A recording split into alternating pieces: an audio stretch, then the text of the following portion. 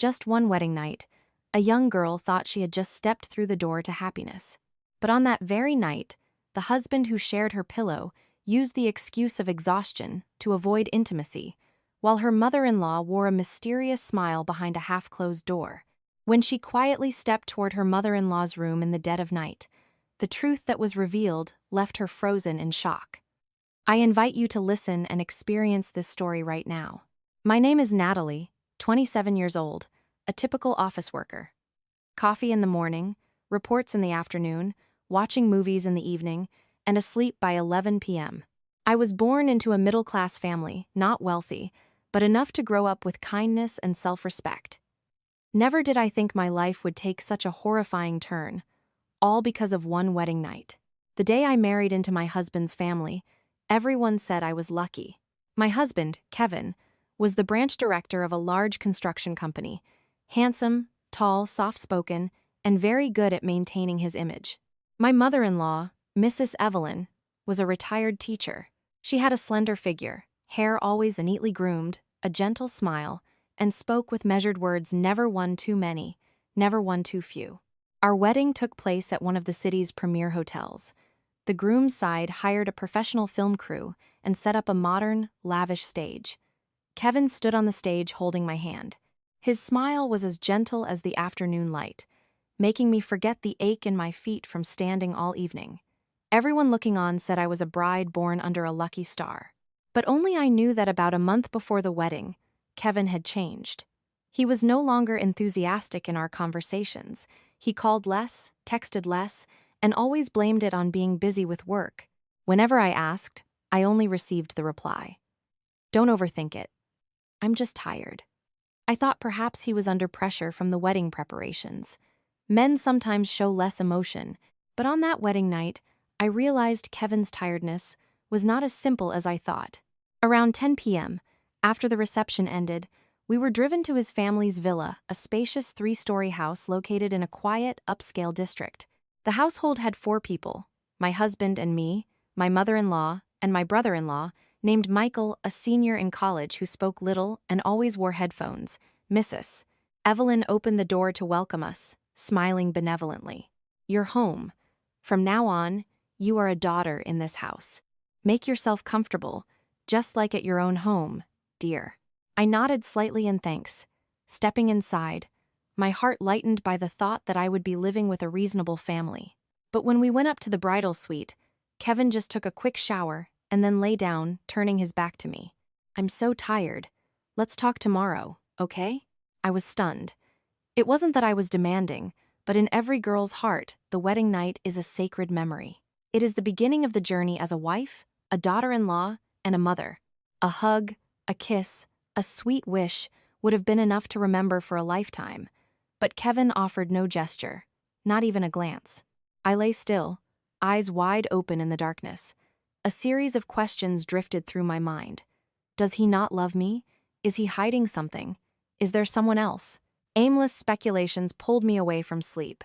It wasn't until nearly 1 a.m. that I drifted into a light doze, only to be startled by a creaking sound. It was the sound of the wooden door opening gently. I opened my eyes. Kevin was quietly leaving the room. I didn't know how to react. I lay still for a moment, then, driven by curiosity, I tiptoed after him. No slippers, no lights. The long staircase was bathed in the dim yellow glow of nightlights. Kevin didn't go down to the ground floor. Instead, he turned right toward my mother-in-law's room. I froze, my heart pounding in my chest. I gripped the railing lightly, hiding behind the wall next to Mrs. Evelyn's room. Her door was ajar. I couldn't hear the voices clearly, only seeing the light spilling through the crack. Kevin's footsteps entering her room were very soft. And then, the door closed. 1 minute passed, then 5, then 10. I stood there, feet ice cold, hands trembling. The chaos in my head was indescribable. Could it be? No, impossible. That's his biological mother. I'm hallucinating. I returned to my room, trying to lull myself with reason, but Kevin's distant gaze, the way he touched Mrs. Evelyn's shoulder and hand during the reception, the quick glances, followed by hasty turns away, all replayed like a slow-motion movie in my mind. The next morning, I woke up earlier than usual. Kevin was sleeping soundly as if he had never left the bed. I looked at him for a long time, my heart heavy. I went down to the kitchen and saw Mrs. Evelyn washing vegetables, her eyes calm as if nothing had happened. She turned to look at me. "Up so early, dear. You don't have to do anything today. Let Mom handle it. Just rest and recover." Her voice was sweet, so sweet it made me shudder. I didn't know if it was because suspicion had taken root in my heart, or if she was simply always like this, calm, gentle, yet unfathomable. The morning passed normally. Everyone behaved perfectly. No one mentioned Kevin's midnight disappearance, and I didn't dare to bring it up. I decided that tonight, I had to verify the truth. I spent the entire morning observing the behavior of everyone in the house. My mother-in-law's gaze, Kevin's walk, my brother-in-law's expressions. I noted everything down bit by bit like an amateur detective. Kevin woke up around 8 a.m. After changing, he came down to the dining table, nodded a greeting to his mother, and poured himself some milk, as if he had never left the room the night before. I intentionally asked, "Did you sleep well?" He looked at me, paused for a split second, then nodded. "Yeah, slept like a log. Must have been exhausted." I remained silent, neither contradicting nor pressing, but inside, I was boiling. If not for the sound of the door opening at midnight, if I hadn't witnessed him walking toward his mother's room, perhaps I would have believed him. All that day, Kevin used the excuse of online meetings and barely stepped out of his office on the third floor. I tried to strike up a conversation with Michael, my brother-in-law, but he seemed interested in nothing but his laptop and phone. Dinner took place in a bland atmosphere. My mother-in-law was gentle as usual. Kevin was sufficiently cold, and no one mentioned anything unusual. That evening, I proactively asked, "Kevin, can we take a walk around the neighborhood tonight?" He shook his head. "You go by yourself. I still have a lot of emails to process. Go to sleep early." For the second time in 2 days, he rejected me, bluntly and decisively, as if we were just strangers living in the same house. I didn't say anything more, but a plan had formed clearly in my mind. I went upstairs and pretended to sleep just like the night before, but this time, I set a silent alarm on my smartwatch for 12:30 a.m. I also hid my phone in my robe pocket, with the video recording mode already open. Right on time, the alarm vibrated gently against my wrist. I woke up, straining my ears. The house was silent as a tomb. I quietly opened the door, my feet moving softly on the wooden floor. Everything was exactly the same as the previous night. And then, I saw my room door creak open. Kevin quietly left again. He didn't know that his every step was being recorded by me. He walked again toward his mother's room. This time, I got closer.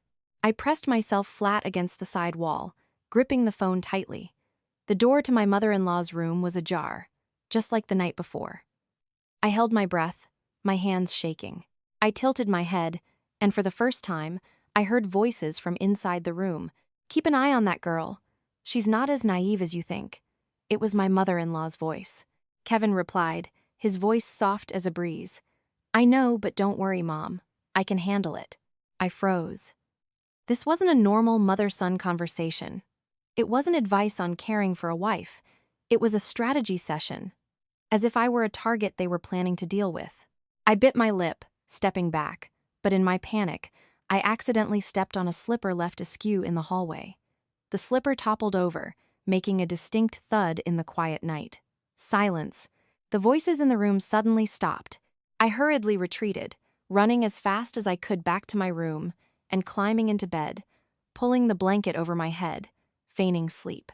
Less than 3 minutes later, I heard the door open. "Natalie," Kevin's voice rang out. "Are you asleep?" I didn't answer, my heart beating so fast I could hardly breathe. He stood there for a moment, then gently closed the door. I checked my phone and saved the recording. Although the audio wasn't very clear, it was at least enough to convince me that my intuition was right. There was something very abnormal between Kevin and his mother. The next morning, I got up early. I cleaned the kitchen, cooked breakfast myself, brewed tea, and prepared the meal for the whole family. Everyone thought I was the model daughter-in-law, but no one knew I was executing the first step of my plan, feigning innocence to lower their guard. While washing dishes, I saw my mother-in-law standing quietly behind me. "Natalie, have you noticed anything strange?" I was startled, but quickly regained my composure. "No, Mom. What do you mean?" "Last night I heard a noise in the hallway around midnight. I thought it was a rat." I looked at her, trying to hide the look in my eyes. "Probably, Mom. I slept so soundly last night I didn't know a thing." She nodded and smiled, but I could clearly feel the thorns in that smile. That afternoon, I made an excuse to go buy some wedding gifts to send back to my parents' home. In reality, I was meeting Maya, my best friend who worked as a freelance reporter specializing in social issues. I gave her a brief rundown of everything and asked Maya to help investigate a few things. The true background of Kevin and his mother. Who actually holds the title to this house? The real relationships between my mother-in-law and those around her. Maya promised to help. I trusted Maya not only because she was skilled, but because she had once helped a woman expose her cheating husband by investigating a utility bill. That evening, I returned to my husband's house looking as meek as ever, but my mind was taut as a violin string. And then, something unexpected happened. While I was grabbing a face towel in the second-floor bathroom, my eyes caught something falling from the medicine cabinet shelf, a small, dusty key. I picked it up. One thing was strange. Taped to the key was a small piece of paper. Empty room. I remembered that the third floor of this house had a room that was always locked. Mrs. Evelyn had said it was for old storage, nothing special. But now, I no longer believed her words. I clutched the key, looking at myself in the mirror. Tonight, I would open that room and find out exactly what was being hidden in this seemingly perfect house. That evening, after dinner, I claimed I was tired and went to my room earlier than usual. Kevin looked at me with a flash of surprise, but didn't ask anything. My mother-in-law just nodded gently as usual. I wasn't really tired. I was waiting for the right moment. In my pocket, the small key I found that afternoon lay cold and still. I felt it was the missing piece in the dangerous game playing out in this house. The empty room was on the third floor at the end of the hallway. It was the only room always locked. The lock looked newer than the doorknob. When I first moved in, I asked my mother-in-law what the room was for. She just laughed. "Old room, no one uses it. Just odds and ends, dear." Back then, I believed her. Now I didn't. Around 11 p.m., when the house was asleep, I quietly opened my door and tiptoed up to the third floor. Every step made me feel like my heart was beating in my throat. The nightlight from the hallway corner cast my long shadow against the door. I inserted the key into the lock, hands shaking, heart pounding.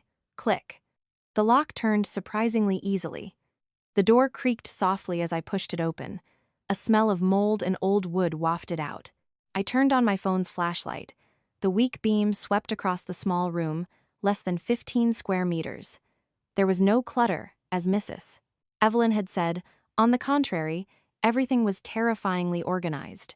In the center of the room was an old wooden desk.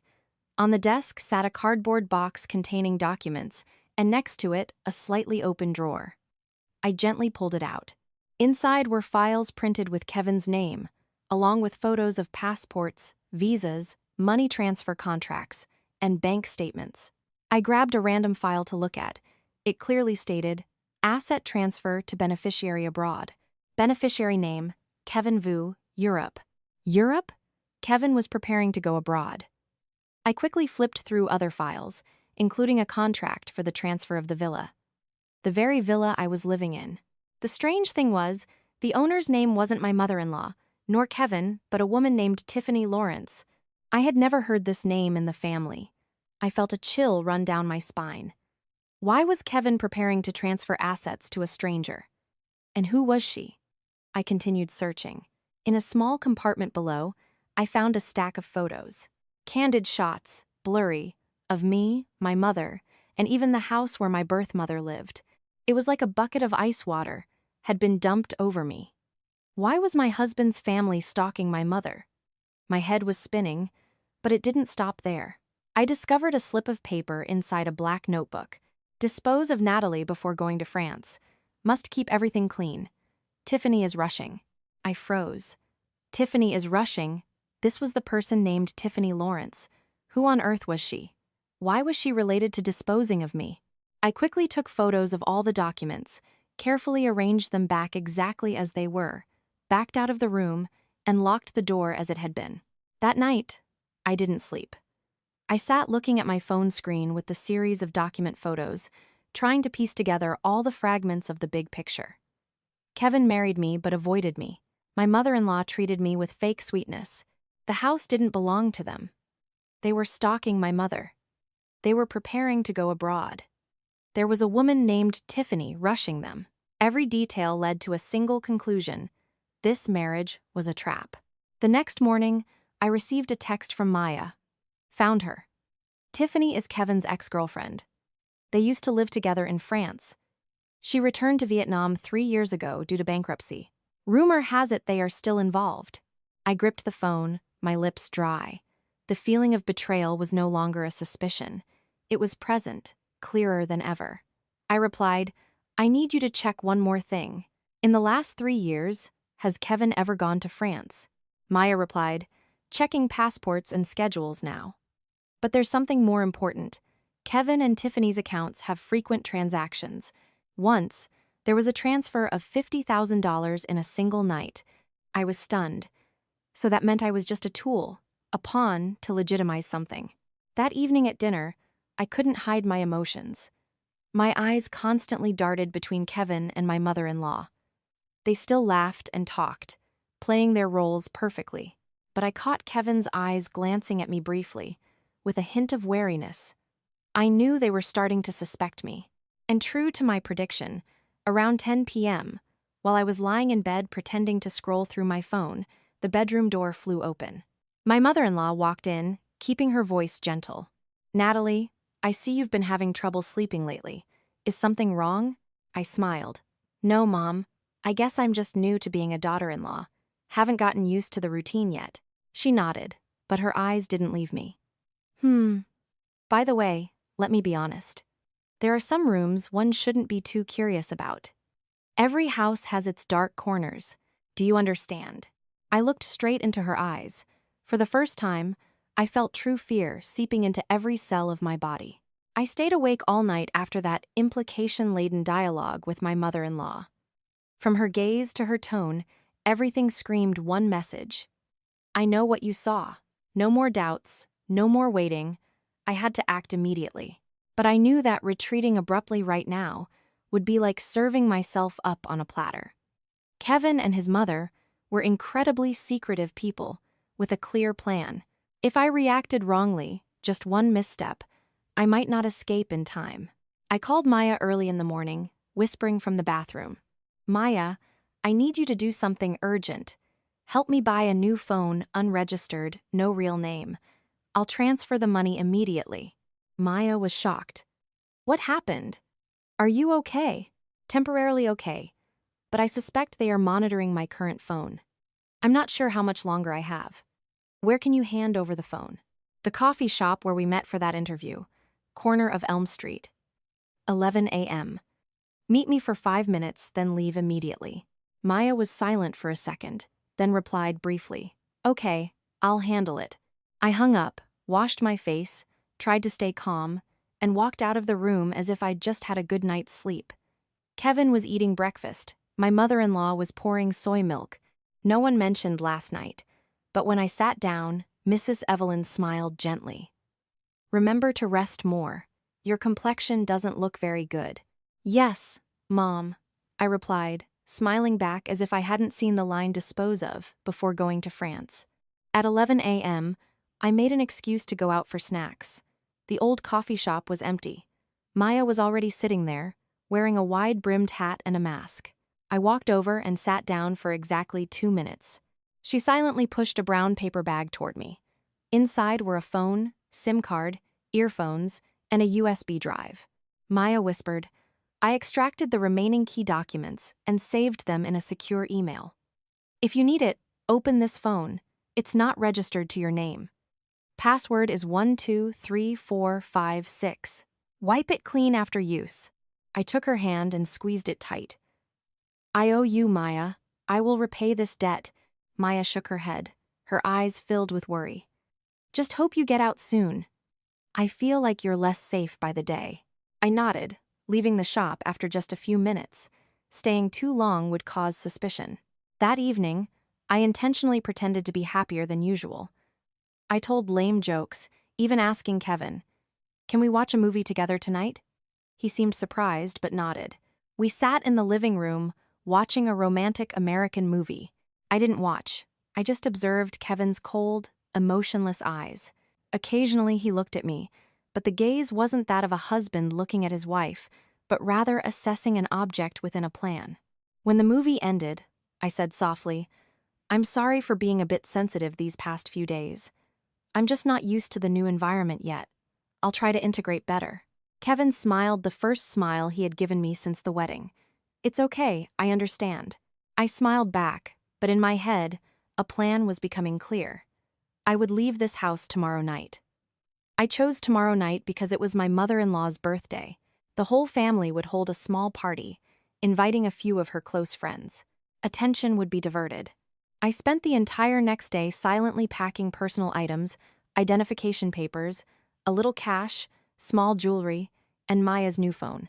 I hid everything in a crossbody bag, stuffed at the bottom of the cabinet where the blankets were kept. Kevin would never look there, because since the wedding, he had never touched anything in the bedroom closet. In the evening, guests began to arrive. Mrs. Evelyn wore a jade green Audai, traditional tunic, a pearl necklace, and smiled welcomingly like a model hostess. Kevin stood by pouring wine. Michael carried the birthday cake. I also laughed, toasted, and even took photos with everyone.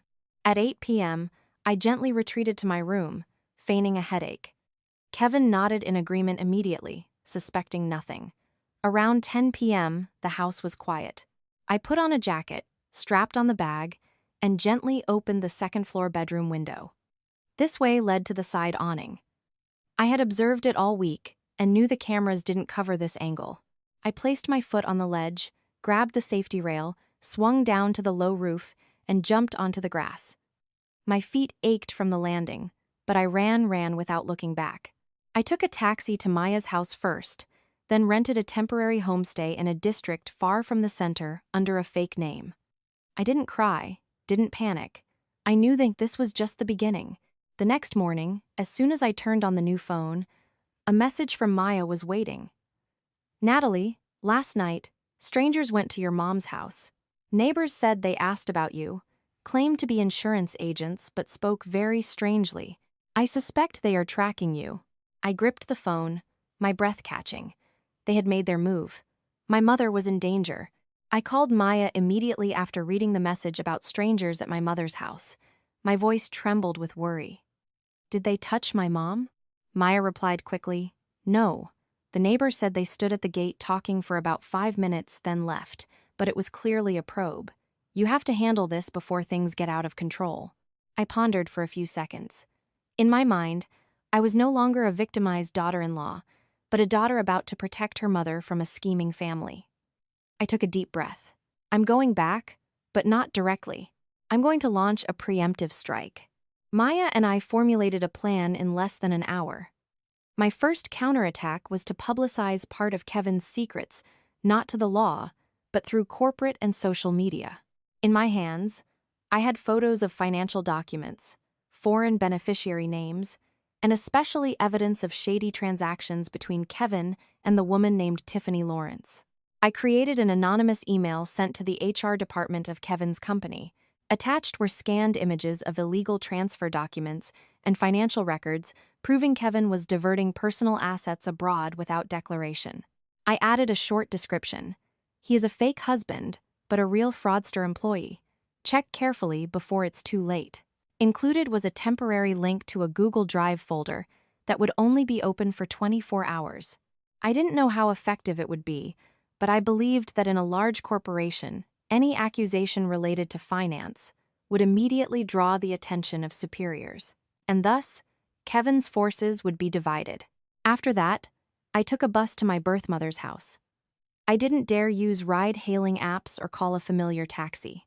I used a transit bus, got off at the old bus station west of the city, and walked nearly a kilometer into the alley to my house.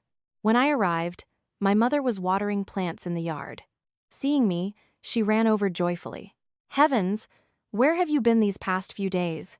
Why did you disappear? I couldn't call you. I hugged my mother tight, smelling the familiar scent of medicated oil and feeling her trembling breath. I whispered, "Mom, I'm sorry, but I can't stay at my husband's house anymore. I'll tell you everything." We sat in the living room. I told her everything from the cold wedding night to the secret room, the woman named Tiffany, and my mother-in-law's implied threats. My mother was silent throughout, just placing her hands on her knees, gripping them tightly as if trying to stay calm. When I mentioned they had people watching her, her eyes suddenly darkened. So the dark shadow I saw at the end of the alley the other day wasn't an illusion. I gasped. "You saw them?" She nodded. "About 3 days ago, around 9 p.m., I saw someone standing by the utility pole looking into the house. I thought it was a drunk stranger, but when I opened the door, they had vanished. I felt my whole body go cold. They had been watching my mother even before I left my husband's house. I implored her, "Mom, for now, don't go to the market, don't go out alone. If anyone asks about me, just say you don't know. I will take you away from here soon." My mother nodded, her voice wavering. "I trust you, but you must be very discreet. That family seems complicated." I looked at my mother. She had worked hard all her life to raise me. I couldn't let her become the next pawn in this game. That evening, I returned to the homestay, and the unexpected happened. My phone rang a strange number. I pressed answer, saying only one word, "Hello." On the other end was Kevin's voice, cold and sharp as a knife. "You're really good, disappearing without a trace. And you even know how to send files to my company." I remained silent. "Did you think that would make you safe?" Kevin continued. "Now, not just you, but your mother is also receiving special care." I gripped the phone tight. "You dare touch my mother, and I will publicize everything. Social media, the press, even the police. Do you believe me?" Kevin sneered. "Then announce it. But will you survive long enough to see the consequences?" He hung up. I sat motionless for nearly 5 minutes. The war had officially begun. I opened my phone, logged into a secondary Facebook account I had set up, and posted an article with light evidence attached, not photos of Kevin, but a file with the name Tiffany Lawrence, along with the caption, "When the wife is a screen, and assets are being prepared to flee with an old mistress." Unfortunately, the wife isn't as stupid as he thought. I set the mode to public, tagged a few large groups about marriage, women, and community. 5 minutes later, there were nearly 200 shares. 10 minutes later, over 1,000. Comments began to surge. I didn't need to name names immediately. I just needed Kevin to know I could do it at any moment. And just as I guessed, the next morning I received an email from an anonymous address. Subject: "We need to talk." The content was just one line. "Tonight, 8 p.m., Blue Willow Cafe. Don't bring anyone if you want your mother to be safe." I sat up straight. The game had reached the deciding moment. I stared at the phone screen displaying the email. "Tonight, 8 p.m., Blue Willow Cafe. Don't bring anyone if you want your mother to be safe." It was 10 a.m., 10 hours left. Everything could turn around. Either I regain control, or everything collapses. I wasn't foolish enough to go there alone, and certainly not stupid enough to believe only Kevin would show up. I called Maya. "Maya, they set a meeting tonight at Blue Willow. Threatened that if I bring anyone, my mom isn't safe. Are you going?" "Yes, but I won't go alone." Maya and I built a detailed contingency plan. Maya asked a friend in the press, Harry, who had assisted in many civil investigations. He would pretend to be a customer sitting near my table, carrying a voice recorder and a mini camera. Outside the cafe, Maya hired a car ready to go, so that if an unexpected situation arose, I could retreat immediately. I also prepared an ultra-small voice recorder clipped to my bra strap and a secondary phone set to record throughout the meeting. If anything happened, I would have evidence in hand. I arrived at Blue Willow Cafe at 7:30 p.m., 30 minutes early as calculated. The cafe was deep in a quiet alley, with a garden space, a small fish pond, and old brown wooden tables. No security cameras, few customers. That was why Kevin chose this place. I picked a table by the wall, my back against a large planter. In my handbag was the secondary phone. In my shirt was the recorder. And in my eyes was the fire of determination not to be threatened ever again. 7:59 p.m. A figure walked in. It was my mother-in-law, Mrs. Evelyn. I almost dropped my water glass. She wore a long coat, sunglasses, and a mask, but I recognized that slender figure and familiar walk immediately. She took off her glasses, sat down opposite me, and placed her handbag on the table. She didn't say a word. I took a deep breath to regain my composure. I thought Kevin was the one meeting me. She spoke softly. I told him to write it. I wanted to meet you alone. I looked straight into her eyes. Then speak. What do you intend to do with my birth mother? She smiled slightly. Your mother is still safe. If you know what's good for you, I scoffed. Know what's good for me, meaning stay silent, play deaf and blind, so your family can escape abroad with the assets transferred. Or continue to be a puppet, while my mother is threatened if I resist. Mrs. Evelyn frowned, her gaze sharpening momentarily. You're smarter than I thought. You're mistaken, I said, my voice hard. I am just a daughter, and I am ready to go to the end if anyone touches my mother. The air was thick.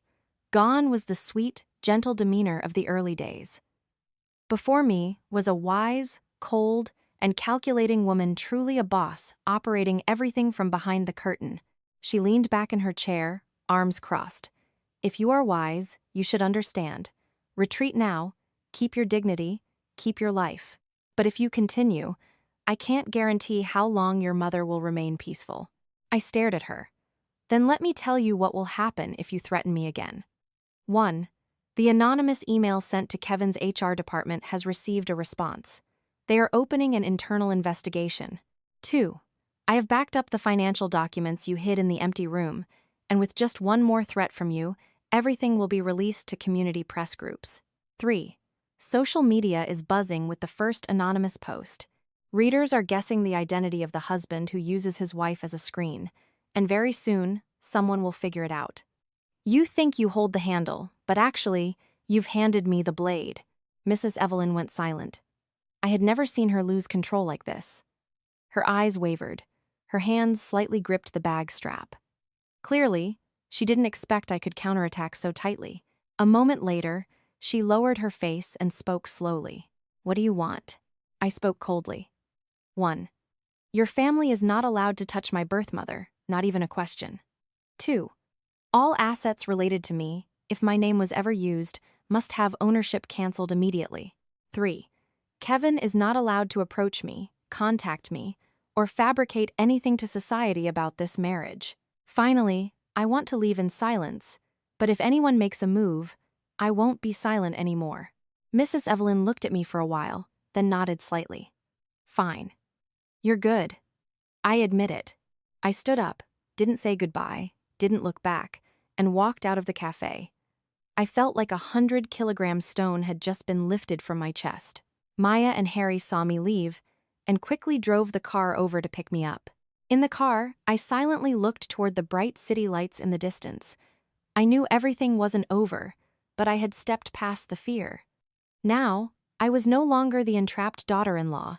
I was a woman who knew who she was fighting against and refused to bow down. That night, I received a final text from a strange number. Your mother is safe. As for you, disappear. Don't come back. I smiled and deleted the message. Disappear, maybe. But not out of fear because I had won. After the meeting with Mrs. Evelyn at Blue Willow Cafe, I almost vanished from all social media. No more cryptic statuses. No more anonymous posts. Everything retreated into silence as if I had truly disappeared from this city's map. I moved to a small coastal town nearly 200 kilometers from the city. There, I rented a simple house from a retired teacher, living a discreet and quiet life. I started working freelance, writing content for small companies via a virtual account. No one knew my real name, no one cared too much. Finally, I could breathe. But that peace lasted exactly 27 days.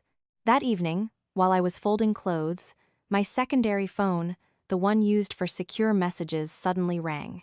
A strange string of numbers, not in contacts, no area code. I hesitated for a few seconds, then picked up. "Hello." On the other end was the voice of a man, hoarse and slightly trembling. "Hello. Are you Natalie?" I frowned, wary. "Who is this?" He hesitated, then said a sentence that left me stunned. "I am Tiffany Lawrence's ex-boyfriend." The air in the room seemed to freeze. That name. Tiffany Lawrence. I thought I had buried it deep in the past. But no. It appeared again. And this time from a stranger. I gripped the phone tight. "Why are you calling me? I know about the situation between you and Kevin. And I think you should know one thing. Tiffany isn't just Kevin's ex-girlfriend. They are common-law husband and wife, having lived together in France for nearly 4 years. And more importantly, she is pregnant." I froze. A cold bolt ran down my spine. I slumped into the chair, gripping the table edge. Do you have proof?" "Yes. And I'm ready to send it because I want to warn you. Tiffany isn't someone you should underestimate. She destroyed my life, my family. And now she's using the exact same method on you." Less than 10 minutes later, a series of photos and audio files were sent to my temporary email. Among them was a picture of Kevin and Tiffany at a maternity hospital in Lyon, France. She was wearing a maternity dress, arm in arm with Kevin. Kevin's face showed clear tension, unlike the dignified image he projected here. Attached was a recording of an argument between Tiffany and the man who just called me. Tiffany's voice was sharp and cold. "You're a failure. You can't make money, you have no status. Do you think I'll stay with someone like you forever? Being with Kevin, is that any better? He's no richer than me, but he has his mother backing him, and he's just stupid enough for me to control." My whole body went numb listening to that. Such a woman wasn't simply an ex-lover. She was the manipulator behind everything. Perhaps even my mother-in-law was just a pawn. I understood why Mrs. Evelyn was in such a rush to transfer assets abroad. Not just for Kevin, but so they could all flee before the truth was exposed. And perhaps I was the only one who had derailed that plan. The next morning, I contacted Maya again, recounting the new developments. She was silent for a long time, then asked, "Do you think Mrs. Evelyn is being coerced too?" "What do you mean?" I tried probing a contact at the bank. It seems Tiffany, through Kevin, holds the passwords to at least 3 major accounts in Mrs. Evelyn's name, including one at a foreign bank. "You're saying she's also being controlled by Tiffany?" Maya nodded. "Very likely. I think initially she and Kevin conspired to trap you, but they didn't expect Tiffany to flip the board. Now, Mrs. Evelyn is the one trapped." I sat motionless, mind spinning. It turned out it wasn't over. I thought I had won, but really, I had only escaped the first layer of the trap. And if what Maya and the man said was true, Tiffany was the true director behind it all. That evening, I received an anonymous message. "The game has just begun. You should be more careful." No signature, no image, but I knew clearly it could only be Tiffany. I looked out the window of the small coastal house. The wind blew the curtains like an unstitched wound. I had no choice left. It was time to return. Not for revenge, but to end it all. 2 days later, following the threatening anonymous message, I quietly returned to the city in the night. I didn't call Maya, didn't tell my mom. I needed to do this alone. Reaching the city, I chose a small hotel deep in an alley. The area had few passers-by, dim streetlights, and quiet, closed-up houses. The normalcy made me feel safe. I rented the room with fake papers, paying entirely in cash. I knew this return trip might have no way out. Early the next morning, I went to the gate of Kevin's villa. I didn't dare enter. I just wanted to watch to make sure everything was still in place and, most importantly, that Mrs. Evelyn was still there. I stood at the coffee shop opposite, ordered a black iced coffee, put on sunglasses, and kept my eyes on the white iron gate. 15 minutes later, the gate opened. A shiny black car rushed out. Inside was Kevin. He wore a shirt, phone pressed to his ear, face grim and hurried. The car sped toward the city center. Just then, the house door opened slightly again. Mrs. Evelyn appeared. She wore house clothes, looked thinner than before, hair in a high bun, carrying a small trash bag out. I recognized her eyes tired, empty, and anxious. No longer the eyes of the powerful woman who sat opposite me at Blue Willow Cafe, but the eyes of someone being controlled. I took out my phone and sent her a short text via the old number I had saved, not knowing if she still used it. If you are being coerced, come to the balcony at 9 a.m. tomorrow with a cup of tea. I will wait. I didn't expect much, but I knew Mrs. Evelyn wasn't stupid. If she was truly being forced, she would understand the signal. 9 a.m. the next day, I sat at the old cafe with a direct view of the villa's first-floor balcony. I stared at that room, heart pounding. 8:59. The window remained closed. I gripped the coffee cup, hand trembling slightly. 9 sharp. The window opened, and Mrs. Evelyn appeared, holding a white teacup. She stood still for exactly 5 seconds, then gently turned back inside. I let go of the cup, inhaling deeply. She had silently confirmed. That afternoon, I printed a handwritten letter I had prepared, summarizing what I knew: the true relationship between Kevin and Tiffany, the transfer of assets abroad, the secret accounts in Tiffany's name, along with the photos and recording provided by Tiffany's ex. I stuffed it all into a thick envelope, placed it in a small box, wrapped it discreetly, and sent it straight to the house via an inner-city delivery service. The note clearly stated, "Hand deliver only to Mrs. Evelyn. Do not leave with anyone else." That night, near 10 p.m., I received a call from a landline number. I recognized it as the fixed line in Kevin's house. I picked up, Mrs. Evelyn's voice trembling. "Is it really you?" "It's me. I've read it all, every word. I didn't expect things to reach this level." I remained silent. She continued. "I was deceived by her. Both Kevin and Tiffany. I thought you were just a thorn that needed removing before Tiffany returned. But I didn't know I was the one being put on the chopping block. Tiffany has taken all the passwords. The reserve funds I sent to France are in the name of an intermediary I don't know. She tricked Kevin into giving the authentication codes. Now I'm empty-handed." I listened, my chest tightening. I didn't know whether to be happy or sad. "So, what do you intend to do now?" A moment of silence, then Mrs. Evelyn lowered her voice.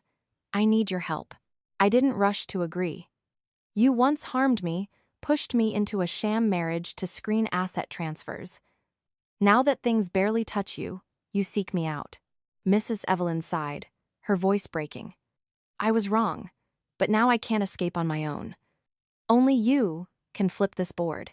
And if you agree, I will help you." I asked straight, "In return, what do you need?" "Just one thing. Help me get back the original evidence Tiffany holds. It's on an old USB drive I hid, which she now possesses." I pondered. "I need a copy of the passport, bank transaction documents related to Tiffany, and information on the intermediaries who helped transfer money abroad. Can you provide that?" "Yes. I will give everything. Just help me get the USB back." I took a deep breath and nodded. An enemy turned victim, now joining hands for a common goal, unmasking the mastermind. I knew this plan would be more dangerous than anything I'd done, but I couldn't let Tiffany turn everything to ash. I couldn't let my mother or myself live in fear forever. And most importantly, I didn't want any future child of Tiffany and Kevin to grow up in the shadow of such calculation and deceit. It had to end. Right here. Mrs. Evelyn and I met at an old apartment in District 6, a rental property she had owned since the subsidy period. Few people came here, no cameras, perfect for discussing things we both knew must not see the light. Mrs. Evelyn arrived 10 minutes early. When I entered, she was sitting at the table, back slightly hunched, holding a teacup but not drinking. She looked years older in just a week. "You came," she said softly, staring into the space ahead. "That USB is currently in a mini safe in the luxury apartment Tiffany rents in District 1. That apartment was originally in Kevin's name, but transferred to a third party. No outsider knows the safe brand. The lock code? Fingerprint and passcode. I remember the code. The fingerprint is Kevin's, but luckily, I printed his fingerprint before to attach to asset security cards. I still have the file sample." I raised an eyebrow, voice cold. "You really calculated that far? When living in a family where money and reputation are supreme, I had no choice but to learn to survive." I nodded. Ignoring past grievances, We now had a deal needing no trust, only results. The plan was mapped out in an hour. I would pose as a delivery worker to approach Tiffany's apartment. Mrs. Evelyn would create a reason to call Kevin away to ensure Tiffany was alone. A hacker friend of Maya would jam the building's camera system for 15 minutes, enough for me to break in and get the USB. The safe was in a wall closet in the master bedroom. Based on Mrs. Evelyn's description, it was behind a large painting. I had no burglary experience, but I believed those pushed to the edge act most boldly. That evening, I wore a fake tech delivery uniform, cap and mask covering my face. In my pocket were gloves, lock-picking tools, and the fingerprint sample Mrs. Evelyn provided, stuck on soft silicone, to bypass the system. Tiffany's building was in the center of District 1, a modern high-rise with guarded elevators, dense cameras, and a brightly lit lobby. But at exactly 7:30 p.m., Maya's hacker texted, "In, you have 15 minutes." I walked in. The receptionist nodded at me since I had called ahead about an urgent delivery for Unit 1805. He suspected nothing. I hit the elevator for the 18th floor, heart pounding. 8:01 p.m. I stood before Unit 1805. No sound inside. I pressed my ear to the door. Complete silence. I pulled out the electronic unlock tool and applied the silicone fingerprint to the sensor. Beep. The door opened. I stepped in. The apartment was luxurious but cold. Everything was organized to the point of being emotionless. I tiptoed straight to the master bedroom. Just as Mrs. Evelyn said, a large painting hung opposite the bed. I slid it aside. The safe was revealed. My hands sweated. I entered the code 271189, Kevin's birthday. Then I pressed the silicone fingerprint to the reader. Click. The safe opened. Inside was a black USB, a wooden jewelry box, and a stack of papers. I ignored the rest. I grabbed the USB and put it in my chest pocket. About to close it, something stopped me. An old phone. I hesitated no time, but intuition said take it. I grabbed the phone, closed the safe, rehung the painting, and turned to leave. But before I could step out of the room, the front door lock clicked. I froze. A familiar female voice rang out. "I knew you would come." Tiffany walked in black blazer, hair in a high bun, blood-red lips, eyes sharp and cold, looking at me like a predator who had waited for the prey to step into the trap. I knew Mrs. Evelyn would turn. "I just didn't expect you to return so fast." I was speechless. Before I could react, Tiffany smirked. "That USB is a fake. Congratulations, you're holding a piece of plastic full of hope." I stepped back, gripping my pocket. "But you should know one thing, Natalie. I don't play chess without planting mines under the table. Now, sit down and listen to my condition. You sign a commitment to remain silent forever and leave the country within 24 hours. Otherwise," she pulled out her phone, "this clip will be sent to every online newspaper and your mother's company. And yes, your mother is in this video." I was stunned. Tiffany had set up my mother beforehand. I thought I held the knife, but I was being dragged headfirst into the axe. Anger flared, but I suppressed my heart rate, quietly reaching for the secondary phone in my back pocket, the one with the SOS direct recording button Maya had prepared. I pressed it gently. A very faint beep sounded. I hadn't lost yet, but I was about to risk my life to turn this board around. I stood motionless, heart pounding. Tiffany sat in the plush armchair, legs crossed, leisurely as if holding all the winning moves. Her eyes didn't leave me, her fingers stroking the phone, holding the threatening clip. "Do you know what I like most about women like you, Natalie?" Tiffany sneered. "It's the way you struggle in despair, trying to appear strong and confident, but forgetting that every path you choose has been mined by me." I didn't reply, just smirked slightly. I didn't need to argue, because I was recording everything. The phone in my back pocket, specially designed by Maya, was live streaming and saving to the cloud. Every word Tiffany said was being recorded. I lowered my voice. "What do you want?" Tiffany threw a thick, 3-page document in an envelope at me. "A non-disclosure agreement. You signed to leave the country in 24 hours. No contact with anyone in Kevin's family. You are not allowed to mention my name in any document. And naturally, you must not breathe a word about what you found." I looked at the agreement and smirked. And if I don't sign? Just one tap. The clip of your mother will be on 5 major fan pages. She'll be investigated for receiving undeclared foreign money. Your mother can't survive a scandal like that. I suppressed the screaming anger inside. Do you know threatening others with private videos is illegal? Oh, I know, but you have no evidence. I pursed my lips, silent. Sometimes silence disarms an opponent fastest. 10 minutes later, I pretended to agree. I sat down, took the pen to sign, but the moment she smiled victoriously, I spoke up. Tiffany, you forgot one thing. She frowned. What? I didn't come here alone. Tiffany's eyes darkened. She stood up quickly. But I had already pulled the secondary phone from my front pocket, showing the live stream screen running for over 17 minutes. I spoke coldly. Everything you just said is saved directly on a newsroom's cloud server. I just need to send that link to a few reporter friends. And believe me, they are ready to make Tiffany Lawrence the #1 keyword on social media overnight. Tiffany paled. I continued. As for the clip of my mother, post it. See who gets visited by the law first, for invading privacy and entrapping an elderly person.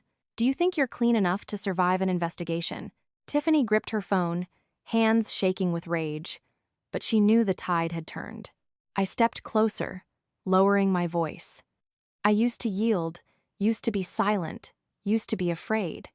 But not anymore. You can play mind games, threaten, set traps, but you forgot one thing. I have trust, and I have people beside me. Tiffany laughed harshly. Beside you? You mean Mrs. Evelyn? You think she's loyal to you? How naive. She's just using you to regain control. I looked straight into Tiffany's eyes. Maybe. But regardless, at least she knows she's wrong. You don't know how to stop. I walked out of the apartment without looking back. Down in the lobby, Maya was waiting, holding a laptop running the live stream. Backup successful. I heard everything. Audio is crystal clear. If this hits the press, she's finished. I nodded, but I didn't want to stop yet. 3 days later, I sent all documents, recordings, and photos to a friend's private lawyer, Vincent, who specialized in financial fraud victims. Vincent was sharp and aggressive. He read the file and said immediately, "This is a clear violation of the law, money laundering, marriage fraud, threatening with personal evidence, and coercing others to sign illegal commitments. I will file an urgent complaint with the economic police and the procuracy, but you must be ready. When this blows up, they won't sit still." I nodded. I'm ready. That afternoon, a surprise call came from Kevin. I hesitated, then answered. His voice choked. "Natalie, please don't do this," I replied coldly. "Now you know fear? You don't understand. Tiffany isn't normal. She's truly crazy. If you touch her, neither your mother nor mine will be safe." I laughed. "Don't talk as if you're qualified to worry about anyone. From start to finish, you've been a coward, led by the nose by women time and again. You pushed me into the swamp, and now I will pull everyone out myself, even if I have to drag you down." Kevin went silent, then hung up. The next day, an article appeared on a reputable news site. Parallel Lives, a bride of 3 weeks discovers husband's secret family abroad. Fake marriage and underground money transfer ring exposed. No names, no clear photos, but anyone involved knew who was who. The online community exploded. Fan pages spread it. In less than 12 hours, Kevin's company announced his suspension pending investigation. As for Tiffany, I received news she had vanished, apartment empty, phone unreachable. Mrs. Evelyn called me that night, voice hoarse. "You saved my whole family." "Thank you." Even though I don't deserve it, I didn't answer. I just felt peace. But I knew this wasn't truly over, because Tiffany wasn't one to give up easily. And if she returned, I had to be the one prepared. I thought that after releasing the recording and documents to the media, Tiffany would disappear forever. But I was wrong. People like her don't disappear. They retreat, observe, and wait for the chance to counterattack.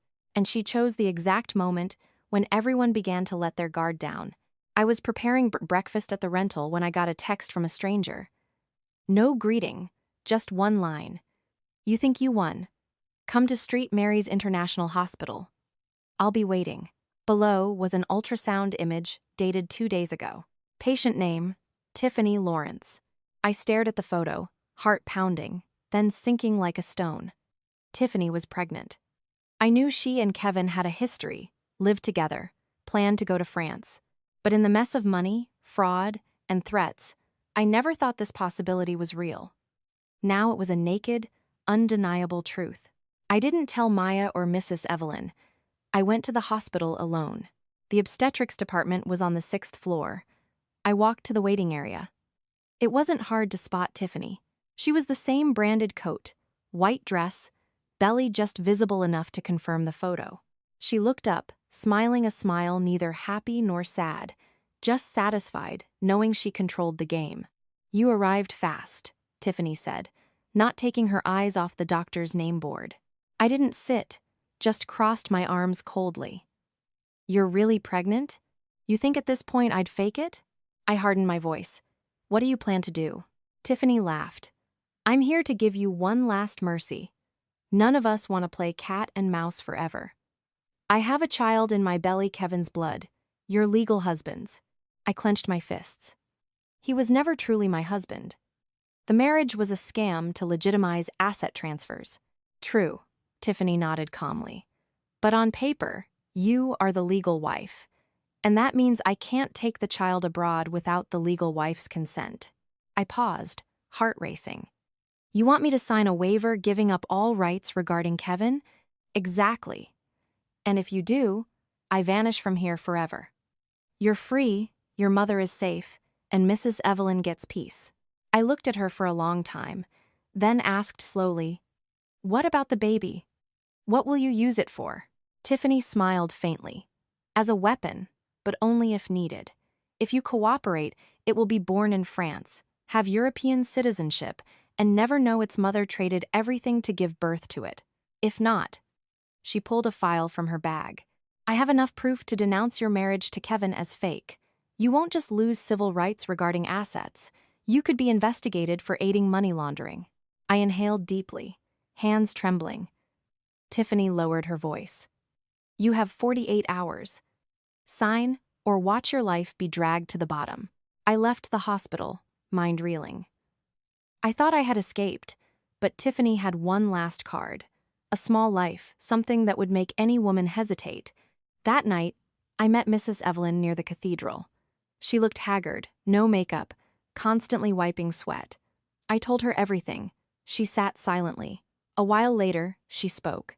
That child, if it exists, will bind this family forever. I nodded. What do you want me to do? Don't sign anything. Tiffany doesn't expect you still hold one thing, the position of legal wife. That binds her. As long as you don't let go, she can't legally take the child out of the country. If she uses the law to countersue, I have contacts. I'll find a way to help you. I was stunned. For the first time, Mrs. Evelyn wasn't commanding or plotting, but acting like a mother fearful for her daughter-in-law. I held her hand. Do you trust me? This time, yes. The next morning, I went to Attorney Vincent's office, requesting a file to preserve the legal marriage, confirming no divorce and no consent regarding Kevin or the child's exit. I knew I held the final key to stop Tiffany from leaving. She thought the baby was a double-edged sword, but didn't know I could break the handle. 3 days later, I thought things would quiet down, but Tiffany decided to go public. Monday morning, headlines appeared. Pregnant woman accuses husband's family of mental abuse, threatened by legal wife mid-pregnancy. Drama, wife versus mistress, unborn child, is victim. Businesswoman T.L. speaks out, reveals clip of threats from woman named Natalie. I looked at my phone, biting my lip. Tiffany had played her ultimate move, victimhood. In a video, Tiffany appeared pale in a maternity dress, eyes red.